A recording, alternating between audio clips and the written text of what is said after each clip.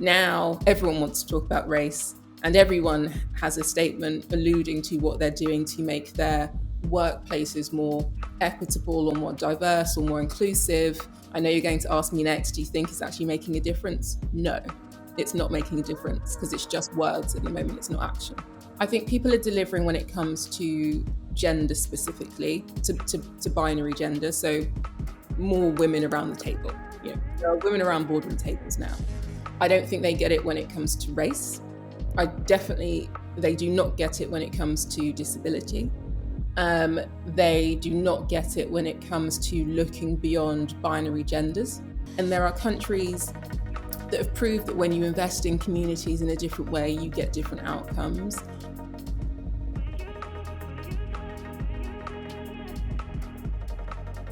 In the week in which the UK's hospitality industry finally had its long-awaited Freedom Day, how are the companies supplying that sector feeling?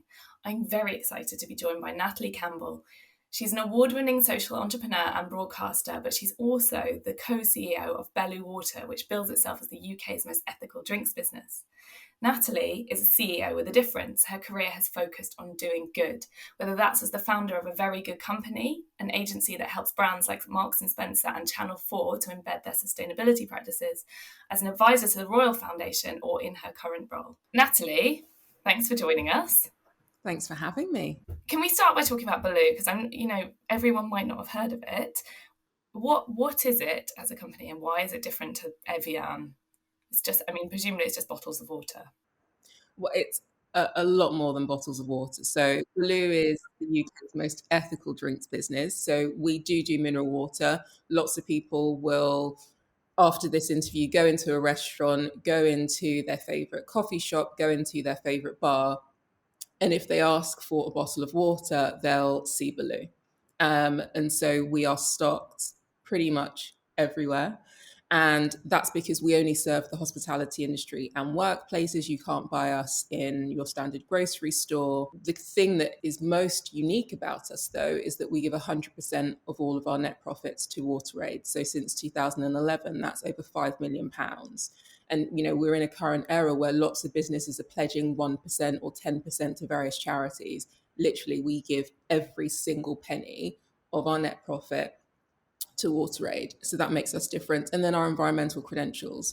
Belu was started because the founder, Reed Paget, was really annoyed at the fact that we were drinking imported water. You really don't need to ship water all over the world to drink it at a table. And even better, actually, you can drink tap water. So we've recently moved into the filtration business. And so within hospitality, what you might get is now a branded Belu bottle or a co-branded bottles. We work with the Pig Hotel Group, and we have filtration machines installed all over their estate.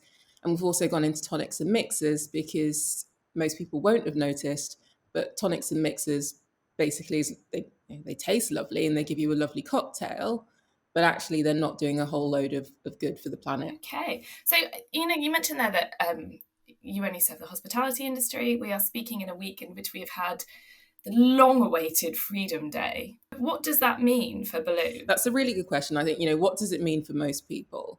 I joined Belu on the 2nd of March 2020, and I inherited a 6 million turnover business. Pretty much within 3 weeks, sales flatlined to zero. For me, coming in as a new CEO, it was one of those moments where you can run in terror and think, well, this business is over, because we are so reliant on the hospitality industry and workplaces. Or given what we stand for, we're not a business that's here just to sell drinks to people or just to sell water to people. We're here to make a difference when it comes to water access to communities all over the world, people accessing decent toilets, people accessing good hygiene. And given that the primary message was wash your hands, we were like, well, we have a purpose. We belong here. And so it was a year, now 18 months, of really trying to get Belu to a place where it will be here in the next 10 years. And so Freedom Day for us, we did a team toast to it, but the key thing for us is that the hospitality industry stays open, that it stays safe, so venues aren't opening and closing and there isn't that yo-yo effect, and they can get to a capacity that means they are viable businesses. hospitality businesses became linchpins within their communities. They were providing free school meals. They became community hubs. They became a place where, if like me, you're a single person living in London, my only interaction was with another person, was being able to go and get a little coffee at a cubby hole. And I met a whole load of people in my community that I'd never met before just by doing my daily coffee pickup. And I know it sounds, it's a small world thing, but for me at that time, it meant an awful lot. Yeah, absolutely. And I was the same, to be honest. I'm not single, but it was still like exciting to go out and meet the people who would serve me coffee. I'd come up with all kinds of ways. Um, what what are your priorities? I mean, you mentioned that you literally started your job, what, mid-March Oh, 2020? the 2nd of March, yeah, we went into lockdown 22nd, 23rd. Yeah, so you've got 20 days of running a normal company, and then suddenly the world is on its knees. What do you prioritize? What are your priorities in that situation? It was money, money in, money out. And that's the key thing, I think, for any entrepreneur, for any founder, for any business leader. At that point, when the whole world is in crisis, this wasn't a financial crash hitting one part of the industry. This wasn't.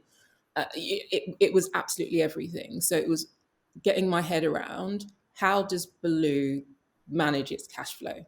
How do we make sure that we are paying everyone that we owe, and everyone that owes us money can pay us? And if they can't pay us, we have an understanding about when that revenue will return. So that was the first thing. And that happened pretty quickly. And I have an amazing team who supported me on that journey of getting under the skin of the finances. And then it was my team making sure that they were all okay. And I didn't know them. I'd met them once in person. And so we had to rebuild a culture totally virtually. The second time, so I saw them on the second or 3rd of March, and the next time I saw them in person was September 2020. And so we had to come together as a team virtually. We were beamed into people's homes in a way that we never had before. We had kids and dogs and cats and things running across screens, and that actually there was a lot of, this is going to sound corny, but a lot of beauty in those moments, a lot of simplicity in those moments of the long walk with the dogs, with the kids, with yourself, and then coming together as a team to say, what if, what does the next 10 years for Belu look like? Because now we have what we called at the time the gift of time. And so after people, it was then thinking about our products, what we sell, making sure that we were best in class at the point when we came out of this pandemic. And we didn't know how long this was going to be. And then it was, all of our partners, and just getting to just checking in and asking if people were okay. We spent a lot of time just saying, "Are you okay?" to a lot of people. I love this idea of the gift of time. Did you kind of, I mean, how long did it take you to put that positive spin on things? But that was absolutely immediate. Right. And so, a key thing for anyone that doesn't know anything about me, I've built my career in the sustainability, purposeful, social enterprise charity space. And my way of doing, my way of thinking is always to say, how can we strategically do right by people and planet? That underpins and underlines everything. And so in crisis mode, you have, there are archetypes of leaders. You have some leaders that go, crisis mode, I must save, and actually become quite mean in those moments. And for me, it's the opposite. That's the point where you say, okay, everyone relax. We are not brain surgeons. The reality is there are people dying right now, every day. We are healthy. We have an amazing business. So let's use time that everyone told me on the 2nd of March they didn't have to do something amazing. And what about the community that you support? I mean, obviously, you're giving your profits to WaterAid. What do you do in that situation when there are no profits? Yeah, so we straight away said, even if we're not profitable, and we won't be profitable for a couple of years, we will still give them £100,000 as a minimum. And so we'll just take it off the operating line. And that is because there are communities, and we give WaterAid unrestricted funding as well. And we know that there'll be projects, there'll be communities where that money goes a really long way. and we are committed to them. They are committed to us. We have a 10-year partnership. As soon as we can give them more, we will. And I hope that we can. The reality is with the stop-start opening of the industry, we've already lost half a year of revenue, and we've equally invested in making sure that Belu is sustainable enough to withstand anything else and be here in the next 10 years. And so I've had an amazing time with our board and the leadership team asking exactly that question. What more can we do with WaterAid that isn't about the money? So how can we do more thought leadership? How can we convene people to talk about water issues? We realigned our own business purpose to be to change the way the world sees water by 2030. That isn't just about financially giving money away. And the reality is that we're a small business. So even though we've given WaterAid £5 million, we're not the biggest business in the world, and there are big businesses bigger than ours that could give even more. So if we can influence those businesses to give more and to give their fair share, then that's as important as the money that we give. And so that's more of what people will hear and see from Belu. And it's also my background, right? That's what I bring as a CEO. I mean, you mentioned there the kind of stop-start reopening. I guess two questions. Firstly, did you feel like you were adequately supported by government during the time, or actually during this time? The financial support, furlough, made a massive difference to us being able to maintain our cash flow. It made a massive difference to people in the hospitality industry. I know that for sure. It made a huge difference to our supply chain to enable them to, keep people, as our water sources in rural Wales. The furlough scheme was really key for them to support the community around them. So that was a big tick for me. Eat Out to Help Out, again, a direct support mechanism for the hospitality industry. Not super popular now, in hindsight. It's not in hindsight, but all credit to leadership that goes with what they can do in that moment. We didn't know about second waves. Yes, there was data and evidence, but it's all a hypothesis, right? And you lead, I lead. Sometimes you have to go with what you know today. And at that point, everyone was saying, look, these industries are dying. They need support. And that felt like the right thing to do. And for us, it really helped. We had a really good summer. We had revenue come back over the summer, which meant that we could start to plan and think forward. And there was a moment of optimism. And what else? I think the planning around vaccinations and being entrepreneurial, and with in terms of being entrepreneurial as a government, there are going to be risks. There'll be things that people and decisions that are made that in hindsight we know are wrong, but actually I am an action orientated CEO, and I preferred that approach from government. And what about the mixed messaging we're getting now on the hospitality stuff? First of all, clubs were open, then you have to have 2 vaccines to go in, then who knows what's going to happen next? Comms is always the hardest part of everything. For us at Belu, we decided that we were going to focus on a 10-year strategy just because we didn't know when certainty would arrive. And I think really that's my only comment on the sort of stop-start nature of things. We've just put that to bed now. It doesn't really matter. Financially it does, but day to day, it doesn't really matter if things stop, start, open, close, because we have a sort of a longer term trajectory of where we're going. We know where we want Belu to be in 3 years. We know where we want Belu to be in 5 and 10. And so we've given ourselves our own pool of certainty within uncertainty. Okay. I'm going to shift gear. Let's talk about you. You've done a lot. You've mentioned your background in kind of sustainability. You've worked a lot in social enterprises. Do you think social enterprise is becoming a more mainstream proposition? Is it becoming more widely accepted? I would say it's definitely widely accepted. Is it more mainstream? Not yet. And I think that's because, I don't think government has fully got behind the idea of social enterprises as much as there's a conversation about social value. and ensuring that government procurement delivers social value, the reality is that, and I experience this from a Belu perspective, the businesses that are winning tenders and procurement processes are still the ones that go in at the cheapest, not the ones that are saying, but actually by spending your money with us, your money goes further and further and further, and it helps the environment and it helps communities. Those businesses don't always win the tender, and I can tell you that factually. I think, we have businesses that everyone will know of that are not called social enterprises, but they are more effective because they work in that way. And TFL is a great example of that.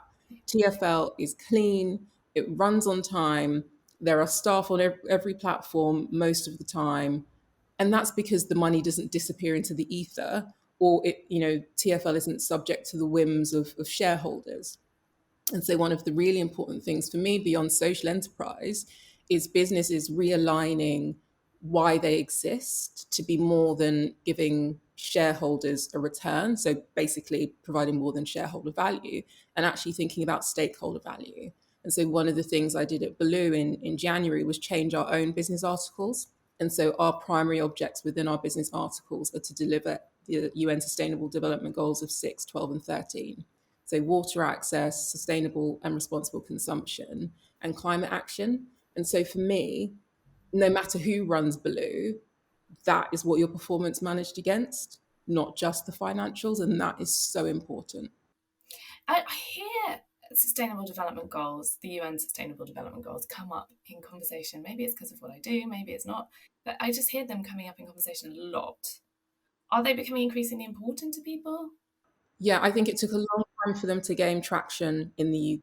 And that's because they weren't widely adopted, within our systems. And that's because we ultimately have a different public system and a different state way of thinking about things. But I think businesses in because businesses need frameworks to align to give themselves a reason to embed things within strategies. The UN Sustainable Development Goals have become more important. I think also the clock ticking. The goal is to reach those goals, by a key date. Will it happen by 2030? Question mark. But whether it's the goals or ESG reporting or other financial reporting frameworks or even B Corps, I think all of these conversations have a place right now because off the back of the pandemic, everyone is asking the question, actually, do I want to go back to what life was like before? Do I want to be a cog in the wheel? Do I want to buy from a business that is just a cog in the wheel that's making other people rich? And it's not a socialist way of thinking. It's not an anti-capitalist way of thinking. It's just people going, oh, we're human on a planet that may not be here in 10 plus years. So you've had a massively portfolio career, right? And you've talked about that very openly. Um, why did you decide to go down that route? Why not just go for the 9 to 5? I remember you once saying that you decided you were going to have lots of mini retirements. Lots of mini retirements, but it's broader than that. At 15, I decided I wanted to be a CEO. I had a really high sense of internal agency and a need to be free. And what I saw from the 9 to 5 back then, by the time I got to uni, was restriction, lots of no's, lots of having to fit and conform. And I'm entrepreneurial by nature. I like doing lots of things. My mind works well, dealing with crisis, looking at multiple issues, and I make sense of lots of different things. And so I've had an amazing career working in organizations, running my own organizations, being a board member, being a broadcaster, and doing it all. And it's got me to the point now where I can draw on all of those things that I've done at Belu. And now I can finally, at 37, feel like I can relax into being at Belu and not have to do as many things because I've worked in government and I've worked in media and I've worked in education and I've worked within finance and I've worked, within a royal institution. And I see things in a very different way now in comparison to when I was that 15-year-old girl with this very specific view of what being a CEO was, or when I was 21 and started a business and I had a very specific view of what an entrepreneur was. And again, throughout my late 20s, when being everywhere was the thing that you needed to do, a bit like influencers now where they're all across social media. I didn't really do social media then. I'm too old. But I was everywhere in real life. And now I'm like, okay, I don't need to be everywhere in real life. I just need to do the thing that I love. But do you think being kind of sector agnostic like that, I mean, you said you worked in education, you've worked in health, you've worked in the arts, and you've worked for the Royal Foundation. Do you think that has given you a leg up in your career? Do you think it's given you a breadth of understanding? Should other people go for that? Massively. And I would highly recommend it. Yes, health, arts. There's probably, other than the sciences, there isn't as I've worked in most sectors. So I have a really brilliant network. I know a little bit about a lot of different things, which, being a CEO, that is useful because I can take seemingly unrelated points and create a story and create a strategy and connect them together at warp speed time. And that's why I love being in a leadership position. It's why I love being on boards, because you get to, as opposed to deep focus on one thing, you get to sort of engage with a different way of thinking about a business. You get to do long-term thinking as opposed to short, immediate term thinking.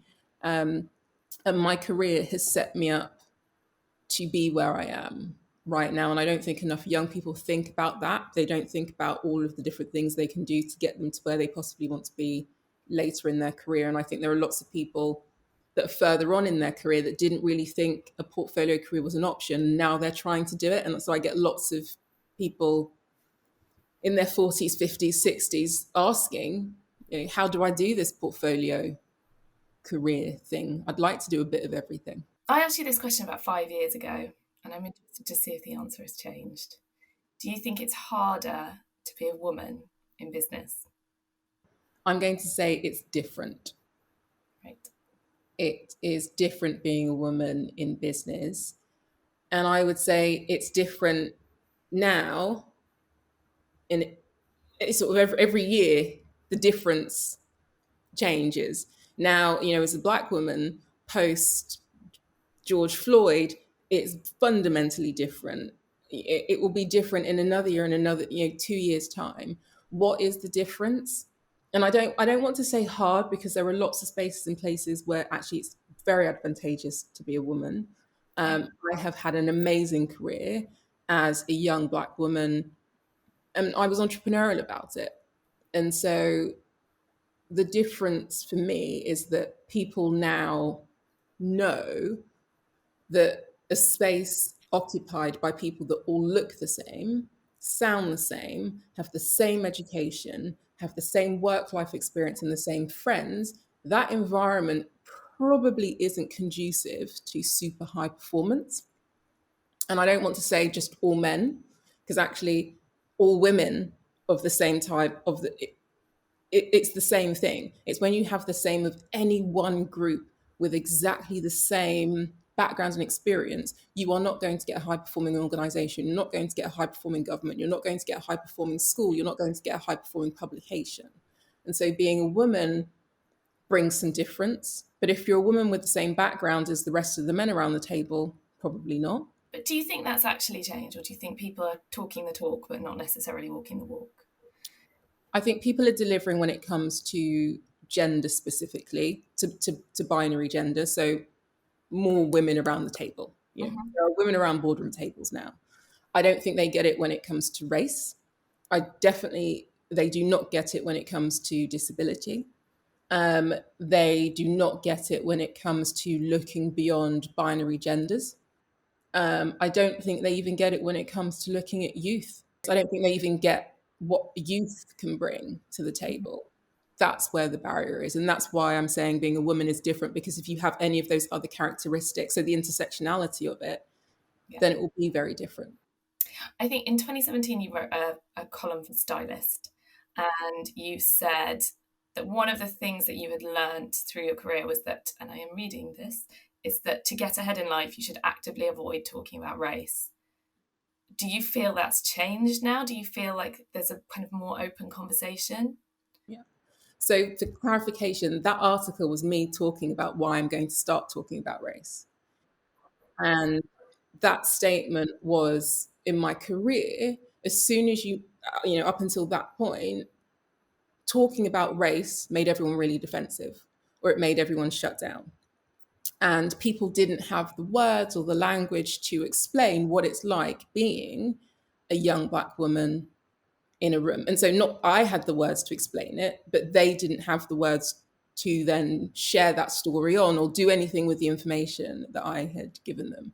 And so it was easier to not talk about it. And then things started to shift and change. And, I just started Badass Women's Hour, and being on the radio at the time, I was speaking to Harriet, my co-host, on Monday about this. Tracking back to when we started that, I think there was only 2 other Black women on the radio, on national radio, talk radio. We should just point out here that Badass Women's Hour was a weekly show that you hosted. Yeah, on talk radio. Yeah, on talk radio about feminism. Yeah, definitely. Yeah.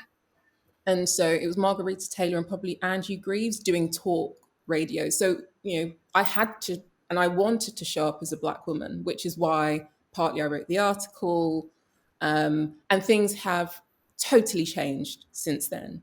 Now everyone wants to talk about race, and everyone has a statement alluding to what they're doing to make their workplaces more equitable or more diverse or more inclusive. I know you're going to ask me next, do you think it's actually making a difference? No, it's not making a difference, because it's just words at the moment. It's not action. Okay, so what needs to happen next? I mean, I'm not asking you to save the entire British business, but I slightly am. It's action, right? People. So I'm going to start with leadership. Leadership of organizations, they need to start to put action behind the statements. So get the data on exactly who you have in your organization. I'm going to make this broader than race. This for me is about anyone that's missing, anyone that's not around the table making decisions, especially if you serve a really wide community. How do you enable everyone that you serve as a customer across your supply chain to be invested in your business in a different way? So are they around the leadership table? Are you paying them fairly? Are you investing in the infrastructure that enables the businesses that they run to thrive? Are you actively supporting communities and the environment in a way that creates spaces that people can live in a really healthy way? And lots of people will be listening to this and saying, yeah, but it's all a bit woohoo. Are we ever going to achieve it? Yes, we actually can. And there are countries that have proved that when you invest in communities in a different way, you get different outcomes. But I think it is all about action. There's been a lot of conversation, rhetoric, words put on paper, and we haven't seen much follow through. Well, Natalie, I could talk to you all day about this, but I think I will leave you to your day. Thank you so much for joining us. It's been an absolute joy. Thank you for having me.